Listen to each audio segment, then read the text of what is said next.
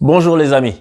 Alors aujourd'hui, il y a eu le tirage au sort de la Ligue des Champions et voici ma réaction. Déjà, je trouve que c'est waouh. Waouh, on va se régaler parce que les affiches que j'ai vues, c'est vraiment du très très lourd. Et des fois, tu sais, en Ligue des Champions, indépendamment des années, je suis en huitième des matchs qui sont pas exceptionnels ou bien des affiches qui sont pas alléchantes. Mais là, dès les huitièmes, t'as plein d'affiches alléchantes. En général, t'en as une ou deux comme ça. Mais là, ça va swinger quoi. Et c'est ça qu'on veut, c'est ça qu'on attend. J'ai hâte d'y être. Donc déjà, on va commencer par Dortmund-Paris. Alors Dortmund-Paris, j'ai déjà eu quelques messages des gens qui disent oui, mais c'est facile, ça va être facile pour Paris. Arrêtez. Et c'est des gens qui ne sont pas supporters parisiens d'ailleurs. Tu vois, c'est des gens qui disent ça parce qu'ils te le disent pour te titiller un peu, mais ils espèrent que tu te fasses accrocher comme il faut. Et c'est de bonne guerre d'ailleurs, mais voilà, ça va pas être facile, hein. Parce que je vous rappelle que Dortmund, ils sont sortis du groupe de la mort. Il y avait le Barça, il y avait l'Inter dans ce groupe-là. Pour moi, si tu sors de ce groupe-là, tu es un prétendant très, très sérieux. Et même Dortmund, ils avaient failli battre le Barça au match aller. Donc, c'est une équipe, oui, Paris est supérieur à cette équipe en termes d'effectifs. Paris a plus de talent dans ses rangs, mais Paris est son propre adversaire par rapport à une équipe comme ça. Paris est son propre ennemi. On a vu ce que Paris a fait ces dernières années. Nul besoin de revenir là-dessus parce qu'on les connaît. Ils sont capables d'aller à Dortmund, de faire un petit 1-0 bien pourri, genre, et puis au retour de se liquéfier. On l'a déjà vu et revu. Maintenant, on va voir si cette année, Paris aura Neymar. On va aussi voir si cette année, Paris joue ensemble, que les joueurs sont pas là avec chacun joue pour sa pomme. Et puis, si c'est difficile, on va voir si Thiago Silva va faire reculer le bloc ou pas. Donc, il y a plein de paramètres à Paris qui sont pleins d'inconnus. Moi, je peux pas m'avancer. Et je le dis vraiment sincèrement. Il y a des gens, des fois, ils pensent que tu le dis par crainte ou par modestie ou machin. Non, je sais pas. On sait jamais avec le PSG. Tu sais, je supporte le PSG depuis depuis le milieu des années 90, tu vois, à peu près. C'est 94, machin. Et si j'ai appris un truc avec ce club, c'est qu'ils peuvent te faire un truc grandiose, comme ils peuvent te faire un truc tout pourri. Et en général, c'est quand tu les attends pas, quand tu penses pas qu'ils vont être bons, qu'ils vont être magnifiques, et quand tu penses que c'est easy, les doigts dans le nez, ils vont te planter dans le dos. Ce club est comme ça. Va chercher pourquoi, je sais pas. Mais en tout cas, c'est un match que j'ai hâte de voir. Et puis, j'espère que les deux équipes auront leurs meilleurs éléments en forme à ce moment-là de l'année. Parce que là, on est juste en décembre. Tout ce que tu connais en ce moment-là, oublie ça. Oublie 60% de tout ça parce que c'est pas la même chose en février. Tu sais, on a vu le Real, par exemple, si je prends l'exemple du Real et je fais une transition sur Real Manchester City, qui est l'affiche de rêve de ce huitième de finale. Je pense que ça va être quelque chose de très, très, très dur. C'est une affiche, ça me met l'eau à la bouche parce que c'est deux équipes qui ont de gros effectifs. Et Guardiola, qui joue contre Madrid, il va vouloir leur faire quelque chose. Lui, en tant que Catalan, ça va être intéressant à suivre. Et Zidane aussi, qui va vouloir faire une grosse saison en Ligue des Champions avec son retour. Donc, c'est un match qui va être compliqué à mon avis. Et forcément, une grosse équipe va rester sur le carreau. Et quand tu vois le Real, ils sont en train d'être dans une meilleure dynamique que City, je trouve. Parce que le Real, c'est une équipe en ce moment de bagarreurs.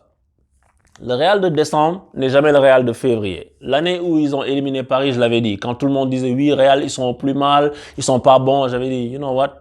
Tu sais pas. Parce qu'ils peuvent arriver en février, c'est une équipe de coupe. C'est pour ça, c'est pas pour rien qu'ils en ont plus que tout le monde. Donc, Real City, ils ont un point faible. City, en ce moment, leur défense, elle est vraiment pas bonne. Mais tu sais pas ce que ça va donner quand les blessés seront de retour. Donc, City, à voir s'ils arrivent à corriger ça. Parce que devant, ils ont aussi des bombes. Si Agüero revient de blessure, tu as Bernardo Silva, David Silva, tu as du De Bruyne, Sterling. C'est du très très lourd et on verra ce qu'ils vont faire parce que City, il leur manque juste le fait d'être solide derrière et puis avec Fernandinho qui reviendrait au milieu de terrain, ça peut donner vraiment quelque chose de très très solide. Donc à voir. Pour moi, c'est le match de la mort. Ensuite, Lyon. Lyon, je pense qu'ils vont se faire manger. Je pense qu'il y a quelques matchs, il y en a un ou deux comme ça où tu te dis, you know what, easy peasy. Je pense que la Juve, Cristiano, il va vouloir leur montrer que, tu sais quoi, ici, vous n'y êtes pas. C'est pas votre place. Et Lyon, je pense qu'ils vont prendre une tollée. Tu sais, je dis pas peut-être 4-0, 5-0, mais je pense qu'ils vont se faire éliminer facilement. Malheureusement pour eux, mais parce qu'il leur manque beaucoup de joueurs aussi. Et la dynamique n'est pas bonne. Mais encore une fois, on est en décembre. Peut-être qu'en février, les choses vont changer. Peut-être qu'ils vont recruter des joueurs qui vont leur apporter quelque chose en plus. Mais en l'état actuel, Lyon est mal barré par rapport à la Juve. Autre match que je trouve que Tottenham devrait passer facilement face à Leipzig, parce que je pense que Tottenham est supérieur à cette équipe de Leipzig. Mais bon, c'est parce que pour ce qu'on a vu dans les phases de poule, etc.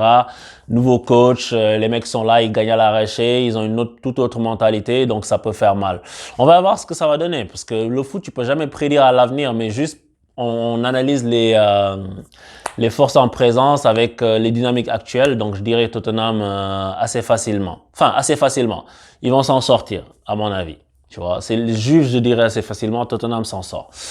Ensuite, l'Atalanta Valence. En fait, c'est les deux équipes que je connais le moins, que j'ai le moins suivi cette année parmi toutes celles-ci, à part Leipzig. Et je trouve que c'est assez équilibré parce que Valence, ils peuvent faire n'importe quoi comme ils l'ont fait en phase de poule sur certains matchs. Comme ils peuvent te sortir un exploit comme ils ont fait face à l'Ajax. Donc, je sais pas. Et l'Atalanta qui se qualifie à la dernière minute aussi. Les enjeux, tu sais, si tu es parieur, tu dirais plutôt je vais vers Valence. Mais tu sais pas, le football, tu sais pas. Donc, je pense que ce match-là pourrait être disputé. Et si l'Atalanta n'est pas ridicule, ça devrait donner une prestation très serrée.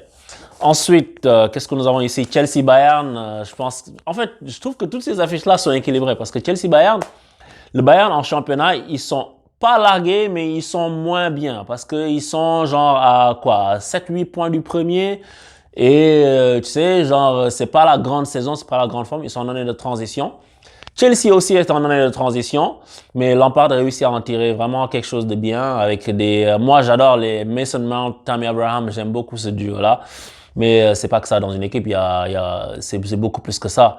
Mais je pense que Chelsea ne part pas favori, mais on va voir ce qu'ils vont faire.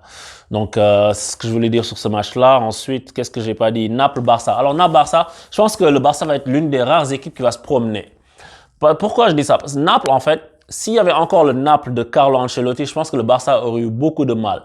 Parce que cette équipe est très, très solide, très costaud. Ils sont très resserrés avec des lignes, genre un bloc très compact, une défense super solide et puis des attaquants très rapides. Ils jouent en contre-attaque fulgurante. Mais je sais pas c'est quoi que Gattuso va apporter à cette équipe. Je sais pas. Franchement, c'est l'inconnu pour moi.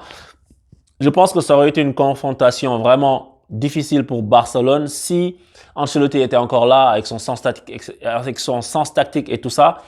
Mais vu les nouvelles données et puis vu que ça vient juste de se produire, on n'a pas assez d'éléments pour analyser ce que va faire Naples. Donc pour l'instant, Barça, s'ils continuent sur leur lancée, je pense qu'ils devraient s'en tirer pas trop mal. Et la dernière affiche, c'est bien la dernière, c'est Atlético-Liverpool. Opposition de style. Pas totalement. L'Atlético, c'est plus l'Atlético d'il y a 2 ans. On est d'accord. Grosse équipe, les mecs super déterminés avec la bave aux lèvres et tout. Mais c'est le même entraîneur, le même état d'esprit. C'est pas les mêmes joueurs forcément, donc il leur manque. Tu sais, Joao Félix, c'est pas encore Griezmann. Mais quand je regarde en face, Liverpool, leur force, c'est des contre-attaques, c'est des attaques rapides dans la transition. Et l'Atlético, ils sont difficiles à surprendre en transition. En fait, je pense que c'est ça qui va être difficile pour Liverpool. Parce que Liverpool, c'est une équipe, quand ils n'ont pas d'espace, quand ils n'ont pas de profondeur, ils souffrent. Surtout un joueur comme Salah, qui est un très très bon joueur. Quand Salah n'a pas d'espace, il est invisible. Tu vois, et l'Atlético, c'est une équipe qui est très bonne pour ne pas laisser d'espace. Si Liverpool réussit à débloquer, à mon avis, sur un coup de pied arrêté, il mène un petit 1-0 machin, l'Atlético qui essaie de se découvrir à la fin, Liverpool peut les manger parce qu'ils ont des flèches devant. Mais hormis ça, je pense que c'est une équipe ils vont avoir du mal contre l'Atlético. Après, il y a toujours un petit coup de génie qui peut sortir de quelque part. En tout cas, j'ai hâte de voir ça. C'était ma réaction pour le tirage au sort de cette Ligue des Champions.